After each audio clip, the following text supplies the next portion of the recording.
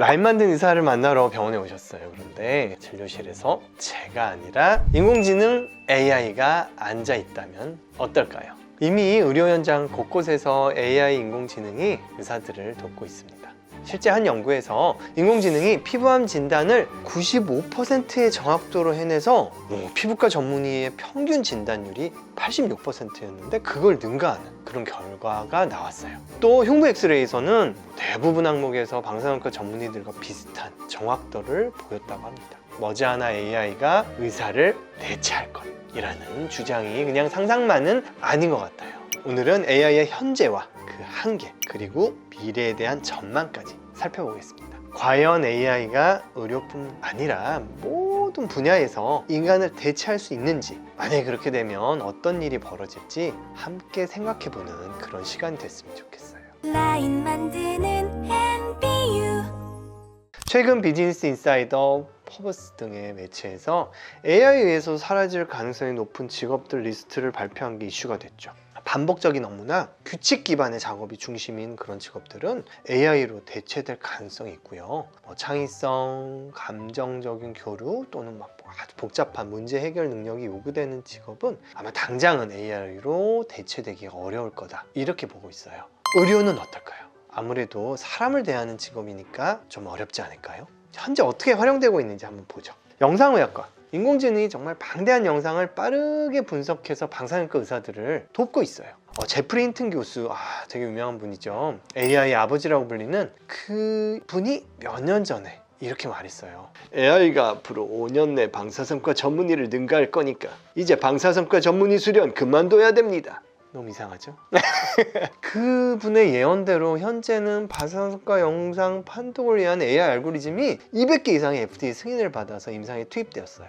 실제로 대부분 병원에서 AI 보조 판독이 진료의 필수 부분이 됐습니다. AI가 이상 소견을 이렇게 표시해주면 의사가 거기를 더 자세하게 보는 거예요. 그렇게 해서 진단을 빨리 할 수 있도록 속도를 높여주는 거죠. 병리과에서도 현미경을 이렇게 조직 슬라이드를 이렇게 들여다보고 여기서 이제 이상 비정상적인 세포가 있다, 암세포가 있다, 이렇게 찾아내는 거예요. 근데 이 분야에서도 AI가 많이 도움을 주고 있어요. 한 연구에서는 의사가 AI 도움을 받아서 슬라이드를 판독하니까 진단 시간은 절반으로 떨어졌고 암 발견율이 74.5% 정도에서 93.5%로 이렇게 많이 향상됐다고 해요. 이처럼 AI와 의사의 협업을 통해서 더 빠르고 정확한 암 진단이 가능해지고 있습니다. 다만 최종 판독과 종합적인 판단은 여전히 의사 몫이에요. 왜냐하면 이렇게 진단이라는 게 한 가지 단편적인 그냥 사진 한 장, 슬라이드 한 장으로 이루어지는 건 아니거든요.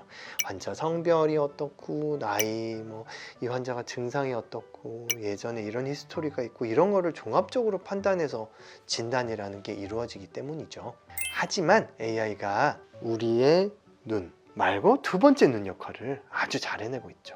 미용 성형 분야에서는 어떨까요? 물론 이 분야에서 AI가 많이 활용되고 있어요. 하지만 상대적으로 제한적인 것 같아요. 아름다움이라는 거는 굉장히 지극히 주관적이잖아요. 그래서 AI가 진단해서 문제점을 찾고 이 사람은 이렇게 되는 게 좋겠다, 이런 목표를 제시하는 거, 그런 것들이 사실 굉장히 어렵죠. 하지만 어느 정도 이제 객관화가 가능한 피부 진단 분야에서는 굉장히 많이 활용되고 있어요. 우리가 이제 안면 분석기 또는 피부 진단기, 이런 것들이죠. 그런 걸 통해서 시술을 계획하고 또 시술을 어떻게 변할지를 미리 시뮬레이션도 가능해요. 몇 장의 사진만을 이렇게 찍어가지고 AI가 재구성해서 입체처럼 만들어줘요. 그럼 좋은 게 원하는 각도에서 얼굴 전체를 다 비교할 수가 있어요. 이렇게 진단과 치료 방향을 정하는 분야에서 AI 발전은 정말 놀라울 정도예요. 그리고 실제로 의사들이 도움을 굉장히 많이 받고 있죠. 그럼 실제 환자에게 하는 수술이나 시술은 어떨까요? 로봇 수술. 이미 로봇이 수술을 하고 있잖아요. 현재 다빈치 로봇 수술기로 복강경 수술을 많이 하고 있죠. 하지만 로봇을 조종하는 건 결국 사람입니다. 자율수술 AI는 아직 멀었어요. 왜 그럴까요? AI를 우리가 이제 기능 기반으로 분류하면 언어 기반, 행동 기반, 감각 기반, 이렇게 세 가지로 나눌 수가 있어요. 이 세 가지 중에서 언어 기반 AI가 상대적으로 지금 현재 많이 발달해 있죠. 여러분 많이 하시는 챗 GPT 한번 보세요. 여러 가지 분야에서 인간과는 비교가 안 될 정도로 정말 뛰어나죠. 근데 거기에 비하면 행동 기반, 움직이는 모션이죠. 감각 기반, 받아들이는 거예요. 촉감, 시각, 뭐 온도 이런 걸 이제 우리가 받아들이는 건데, 그런 감각 기반 AI 발전은 상대적으로 많이 뒤처져 있어요. 아주 세밀한 촉감, 아주 작은 움직임으로 섬세한 작업을 창조적으로 해내는 건 아직 불가능합니다. 물론 이제 최근에 흥미로운 실험이 하나 있었어요. AI 로봇이 돼지의 장을 잇는 복강용 수술을 맡겨놨는데 수술을 해낸 거예요. 심지어 로봇이 집도한 그 결과가 인간 의사가 한 것보다 더 정교했다라는 그런 보고도 있었어요. 뭐 언젠가는 좀 단순한 그리고 반복적인 수술은 물론이고 아주 어렵고 변수가 많은 그런 섬세한 수술도 AI가 수행할 수 있는 그런 시대가 올지도 모르겠어요. AI가 혁신을 가져오고 있지만 바로 인간을 대체할 수 없는 이유는 기술적 한계부터 윤리적인 문제까지 몇 가지를 좀 들어볼 수 있습니다. 진단 오류와 안전성 한계의 문제인데요. 초기 연구에서 엄청난 정확도를 보인 그런 AI들도 정작 현실에서는 기대만큼 성과를 못 내는 사례가 되게 많았어요. 그래서 이걸 이제 교훈 삼아서 현재는 이제 엄격한 검증을 거쳐서 제한적인 범위 내에서만 AI를 활용하고 있죠. 한때 굉장히 관심받았던 Watson for Oncology라는 IBM에서 개발한 AI가 있었어요. 암을 진단하고 치료의 방향성을 이제 설정해주는 그런 인공지능이었는데 초기에 진짜 엄청난 주목을 받았죠. 그런데 계속 사용하다 보니까 막 전혀 현실에 맞지 않거나 너무 위험한 그런 치료법을 막 제시하는 문제가 계속 반복됐어요. 그래서 결국 사용이 중단되고 말았죠.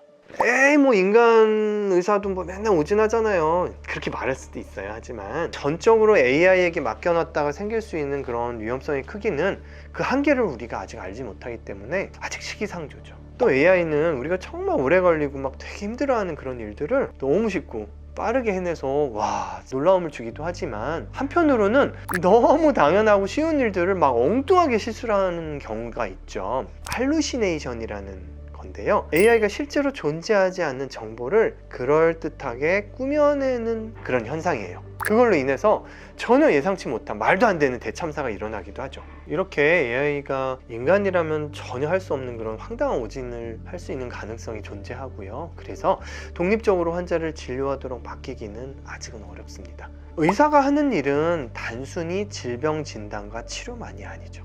환자 이야기를 듣고 불안감을 달래주고 치료 방향을 함께 결정하는 소통과 공감은 아주 중요해요. 현존하는 AI가 뭐 미묘한 표정, 말투 이런 걸로 심리 상태를 파악하고 감정을 공감해주고 또 의학적인 조언을 해준다? 그 정도까지는 아직 이르지 못했다고 봐요. 그게 무슨 소리예요? AI가 얼마나 공감 잘해주고 친절하고 사람보다 더 인간적이에요. 뭘 모르시네. 맞아요. 요즘 AI하고 대화하고 막 사랑에 빠지고 연애하는 그런 영화 같은 일이 현실이 돼버렸어요. 그런데 그 부분은 AI의 대화 알고리즘을 알면 아마 쉽게 이해하실 거예요. 사용자 중심 설계라 그래서 AI는 사용자의 질문을 이해하고 그 질문자가 원하는 답을 찾는 게 목표입니다. 맞는 답이 아니라 원하는 답을 찾는 게 목표예요. 그래서 질문자의 만족이 최우선이에요. 그렇다 보니까 내가 듣고 싶은 말을 자꾸 막 해주죠. 그러니까 어때요? 인간보다 훨씬 더 공감하는 듯한 응답을 자꾸 제공하는 거예요. 예를 들어서 AI가 수많은 대화를 막 학습을 했단 말이에요. 이럴 때는 이렇게 말해줘야 인간이 기분 좋아해, 이렇게 생각을 라고 알고 있는 거죠. 인간은 막 예민해져 있기도 하고 막 짜증도 내고 그럴 텐데 AI는 절대 화도 안 내, 지치지도 않죠. 그리고 언제나 성실하게 답을 합니다. 이런 일관된 태도, 이게 이제 친절함으로 인식되고 나에 대한 호감으로 오해하는 경우가 생기는 거죠. 제가 이걸 어떻게 하냐면요, 제가 이걸 진짜 AI한테 직접 물어봤어요. 너는 왜 이렇게 더 인간적으로 느끼게 해주니? 라고 했더니 자기가 이렇게 얘기를 하더라고요.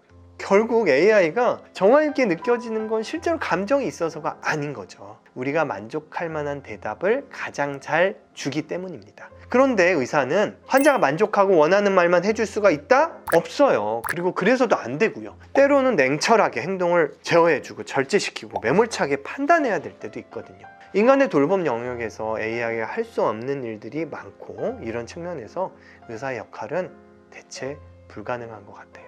그런 면에서 우리 의사들이 반성하고 노력해야 될 부분이 많은 것 같아요. 환자나 가족들과 좀 더 소통하고 또 위로하고 신뢰를 주기 위한 그런 감정적 노력을 조금 더 해야겠다. 저부터 많이 반성하게 되네요.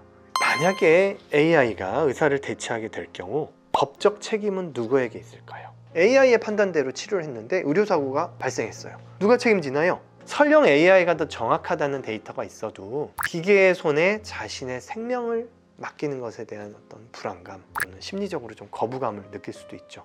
따라서 기술이 마련됐다 해도 이런 부분에 대한 사회적 합의와 윤리적인 가이드라인은 반드시 선행되어야 할 것입니다. 앞으로 의사의 역할이 어떻게 변할까요? AI가 모든 의사를 대체하는 미래가 곧 올까요? 앞으로 5년 내에 AI가 방사선과 전문의를 능가할 거니까 딴 일 알아봐라! 우리 AI 아버지 제프리 힌튼 교수가 이렇게 말했다고 했죠. 그 말에 대해서 많은 의사들은 이렇게 말하고 있습니다. AI가 방사선과 의사를 대체하는 게 아니라 AI를 활용하는 의사가 활용을 안 하고 있는 의사를 대체할 것이다 라고 말이죠. 이 말은 AI에게 직업을 빼앗길 위기에 처한 다른 직업들에도 어느 정도 해당될 것 같아요. AI는 앞으로 점점 더 반복적이고 규칙적인 업무를 자동화해 줄 거예요. 그렇게 되면 이제 진료 효율도 높아지고 환자 대면 시간도 늘어나서 오히려 의사가 환자에게 더 신경 써줄 여유가 생길 수도 있습니다. 다시 말해 AI와 의사의 공존은 환자에게 이익이 되는 방향으로 발전할 수 있는 거죠.